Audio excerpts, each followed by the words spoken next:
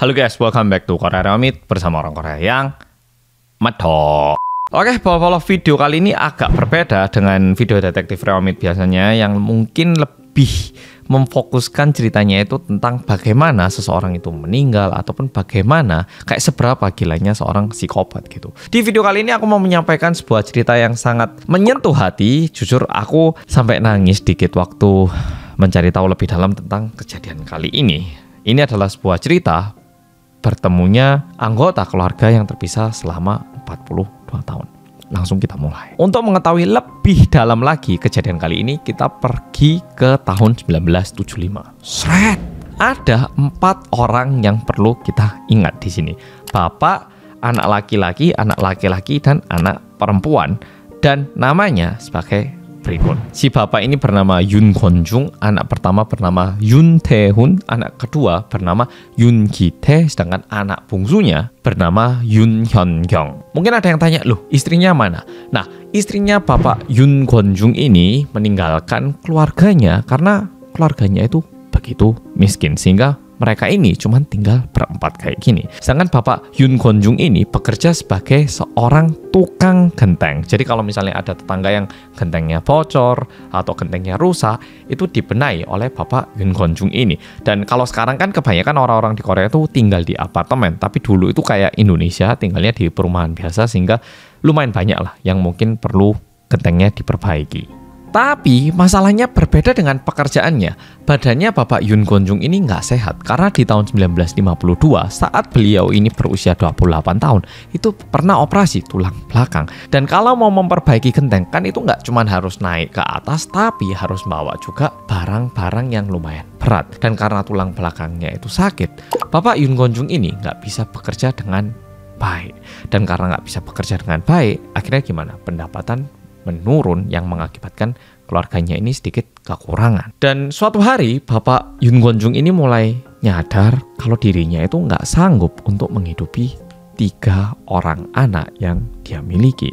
Tiba-tiba di suatu malam hari dia itu memanggil semua anak-anaknya dan beliau mengeluarkan kayak 1 suntik dan juga tinta. Sambil menangis papanya itu bilang, "Nak, mohon maafkan papamu ini ya."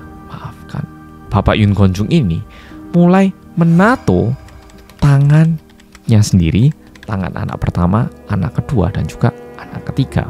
Dan karena kebetulan keluarganya ini merupakan keluarga Kristen, bapaknya ini menato gambar salib dengan 4 titik di bawahnya kepada semua anaknya. Tentunya anak pertama yang waktu itu masih berusia 8 tahun juga nangis, anak kedua yang berusia 6 tahun juga nangis, adik perempuannya yang masih kecil pun pasti menangis, dan semuanya itu tetap ditato meskipun mereka itu menangis kesakitan. Dan setelah tatonya selesai, papanya itu sambil nangis bilang, "Ini tanda keluarga kita ya, dan suatu hari kita pasti bisa bertemu lagi. Ini tanda bahwa kita ini sekeluarga. Ya, Ki-tae, Tae-hun, Hyun-kyung, ini papa, kita berempat ini keluarga ya. Ini buktinya." Bilang kayak gitu. Dan di bulan Maret tahun 1975, bapak Yoon Kwon-jung ini membawa ketiga anaknya ke panti asuhan dan menitipkan ketiga anaknya ini di panti asuhan dengan alasan dirinya itu tidak sanggup untuk menghidupi anak-anaknya. Dan bapaknya ini janji kalau bapaknya ini bakal kembali untuk menjemput mereka kalau kondisinya itu membaik. "Papa titipkan kalian bentar di sini, tapi papa janji papa bakal kembali. Jadi tunggu bentar ya, maafkan papa." Anak pertama dan anak keduanya itu bisa dibilang udah lumayan besar, sedangkan untuk putri bungsunya itu masih kecil, merupakan usia untuk diadopsi oleh keluarga lain. Dan pada tanggal 7 Januari tahun 1976, adik bungsunya ini, Yoon Hyun-kyung, ini benar-benar diadopsi oleh sepasang suami istri yang tinggal di Amerika Serikat, Amerika. Sehingga di usia 3 tahun, Yoon Hyun-kyung ini pindah ke Amerika. Sedangkan kakaknya yang bernama Ki-tae dan Tae-hun itu masih tinggal di panti asuhan itu. Dan sesuai yang dikatakan oleh ayahnya, meskipun membutuhkan waktu selama 5 hingga 6 tahunan, 5 tahun lebih gitu, papanya ini kembali ke panti asuhan dalam kondisi yang lebih baik secara ekonomi dan mengajak kedua putranya untuk pulang dan tinggal bersama lagi. Tapi kali ini mereka itu nggak cuma tinggal bertiga, papa, Ki-tae, dan Tae-hun, tapi ada neneknya dan juga pamannya. Dan pamannya ini bernama Yoon Ji Kyung. Ini perlu diketahui karena nanti bakal muncul lagi. Mulai saat itu keluarga ini mulai tinggal bersama dan hidup seperti keluarga biasa, meskipun mereka itu nggak berlebihan ataupun kayak kaya banget gitu secara ekonomi, tapi masih sanggup gitu. Dan sebenarnya di satu sisi bapaknya ini masih sangat kangen dengan putri bungsunya, sehingga kayak kadang-kadang papanya itu masih bilang kepada kedua putranya, "Gite, Daeun, kalau bisa kamu cari lo ya adik perempuan kamu, Hyungyang itu. Papa pengen banget kalian bertiga itu bisa kumpul."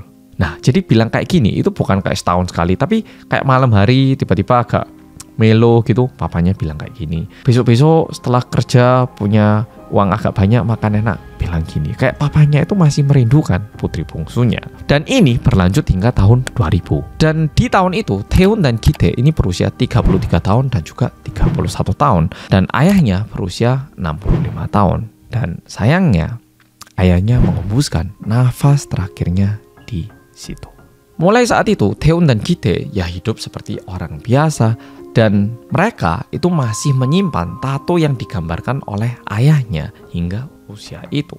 Dan sebenarnya tatonya ini merupakan tato yang bukan yang keren, cantik, keren yang ada desainnya gitu toh. Sehingga di masa kecilnya cukup banyak juga orang-orang yang mengolok-olok, apalagi di tahun 1980 90-an gitu kan, image tato ini kan kayak gangster ya toh. Sehingga berulang kali mereka misalnya mau naik bis ataupun ada polisi lewat, mereka itu diperiksa hanya karena tato ini. Tapi mereka mikirnya kayak, tapi ini dari papa, jangan dihapus, kita simpen aja, kayak gitu. Dan sampai di tahun 2018, ini 6 tahun yang lalu, masih belum terlalu lama. Mereka berdua ini, Daeun dan Gite ini teringat pesan dari ayahnya untuk mencari adik perempuannya gitu.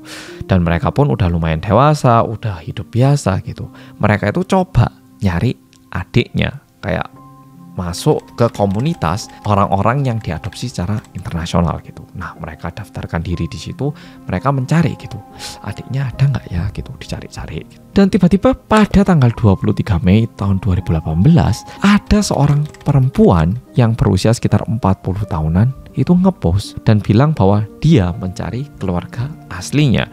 Dirinya ini bernama Sarah Jones yang tinggal di Amerika, tapi dulunya dia ini merupakan keluarga dari orang Korea, dan ingat kalau dirinya itu pernah punya tato salib dengan 4 titik di bawahnya. Nah, kenapa aku bilang dulunya? Karena waktu dia ini diadopsi, orang tuanya yang baru ini takut tatonya ini menjadi kayak bahan ejekan ataupun olokan, sehingga ini kayak dioperasi agar tatonya ini tidak terlihat lagi, tapi masih ada bekasnya gitu. Nah, ceweknya ini menggambarkan bekas tatonya ataupun bekas lukanya menggunakan spidol, yaitu salib dan juga 4 titik. Lalu ini diupload di Facebook. Ada nggak ya yang tahu apa makna dari ini? Dan aku ini dulu diadopsi ke Amerika. Dan jujur ini kan udah 40 tahunan waktunya. Jadi sebenarnya Sarah Jones ini pun nggak berharap dia bisa bertemu dengan anggota keluarganya. Gite dan Daeun pun itu nggak ngira bakal bisa mencari adiknya yang udah pergi ke luar negeri di tahun 1975 itu, 1976 itu. Dan tiba-tiba suatu hari ada seseorang yang DM ke Sarah Jones ini. Nah, seseorang yang DM ini merupakan temennya dari Daeun dan Gite, bilang kalau temennya itu juga punya tato yang persis kayak yang kamu miliki, dan juga menunjukkan foto kayak gini. Gite dan Daeun yang mendengar berita bahwa ada seorang perempuan yang memiliki tato yang sama dengan dirinya dan tinggal di Amerika, tentunya jadi kayak, ini fix ini, 100% ini 100% adikku ini, nggak mungkin salah ini.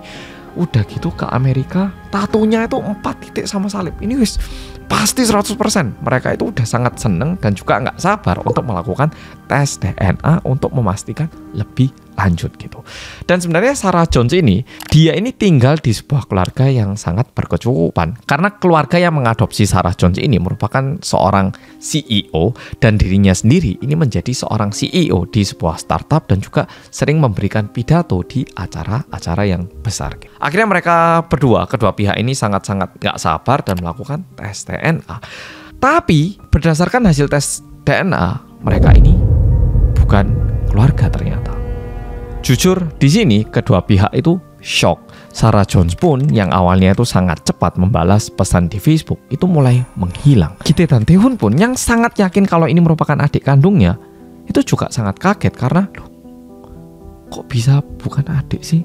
Kayak gitu. Untungnya Gite dan Taehoon ini juga memberitahu kabar ini kepada omnya, yaitu Kijang itu, Pak Kijang itu. Dan di situ omnya itu bilang, aduh, ini mungkin kalian tidak tahu, tapi sebenarnya mama kalian berdua sama mamanya Hyungyong itu beda. Jadi papa kamu itu punya anak sama mama kamu, dan setelah mama kamu lari, ya ada kalanya papamu ini ketemu cewek lain dan punya anak. Dan ternyata tes DNA yang dilakukan oleh mereka ini adalah tes DNA yang menggunakan DNA ibu sebagai standarnya. Jadi kalau misalnya papanya beda, mereka itu bisa tahu. Tapi kalau mamanya beda, ini dianggap berbeda gitu. Gite dan Taehoon yang mendengar berita ini akhirnya cepet-cepet menghubungi si Sarah Jones lagi, bilang kalau ternyata kita ini di satu keluarga yang dihubungkan oleh ayah bukan ibu kita, makanya hasil DNA-nya salah gitu. Tapi Sarah Jones ini nggak balas-balas. Sekitar 1 minggu setelah itu, tiba-tiba Sarah Jones ini bilang, halo, aku jujur sangat sedih mendengar berita itu, tapi nggak apa-apa kok gitu. Dan aku ada satu pesan penting yang mau tak sampaikan. Aku ada rencana untuk pergi ke Korea mulai tanggal 14 sampai 20 Oktober tahun 2018 sama suamiku yang namanya Matthew, dan aku bakal ngajak anakku juga. Mungkin kita bisa ketemu langsung, bilang kayak gitu. Aku ngeliat videonya Gite dan Taehoon menjemput adiknya di airport itu, aku agak nangis karena mereka ini kan memang sedarah daging ya bisa dibilang, dan terpisah selama 40 tahun. Tapi melihat mereka itu mau bertemu lagi di bandara, itu ada kesan bahagia yang mungkin nggak bisa aku jelaskan, tapi bisa aku rasakan melalui video itu.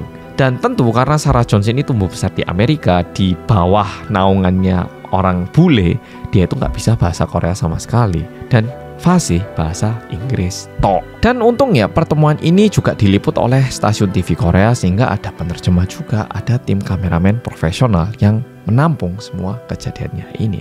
Dan akhirnya mereka ini bertemu dan juga pergi ke rumah keluarganya, dan juga mulai melihat foto ayah kandung dari mereka ini. Di situ mereka bisa melihat foto masa kecil mereka, dan juga melihat bahwa ayahnya itu juga memiliki tato yang sama, yaitu salib dengan 4 titik, yang mengartikan kita berempat merupakan seorang keluarga yang percaya Kristen gitu. Dan setelah mereka membagikan cukup banyak kenangan di masa kecil mereka, akhirnya mereka bertiga ini pergi ke tempat di mana ayahnya ini didiamkan.